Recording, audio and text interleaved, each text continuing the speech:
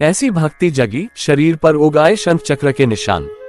कहते हैं भक्ति सच्ची हो तो ईश्वर को भक्त के सामने आना ही पड़ता है, और ईश्वर के जिसे दर्शन हो जाए उसे कुछ न कुछ देकर ही जाते हैं।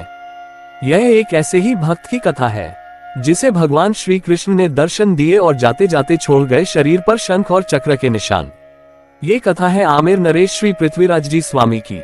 एक बार इनके गुरु प्योहारी जी द्वारिका जी यात्रा पर जाने लगे, तो पृथ्वीराज भी द्वारिका जाने की तैयारी करने लगे। इन्होंने कहा कि द्वारिका जाकर शरीर पर शंख चक्र बनवाऊंगा।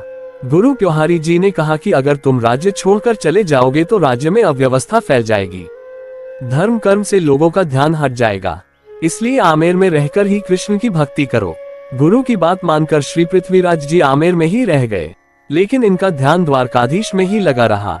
रात में जब ये सोए हुए थे तब इन्हें लगा कि अचानक तेज प्रकाश फैल गया है और भगवान श्री द्वारकाधीश स्वयं प्रकट हो गए हैं।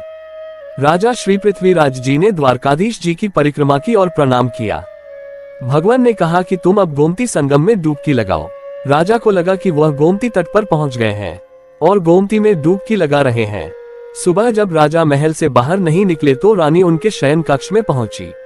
रानी ने देखा राजा सोए हुए हैं और उनका पूरा शरीर भींगा हुआ है जैसे स्नान करके आए हो।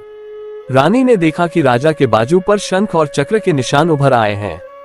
राजा की नींद खुली तो वह भी इस चमत्कार को देखकर हैरान थे। उन्हें लगा कि भगवान स्वयं उनकी इच्छा पूरी करने के लिए आए थे।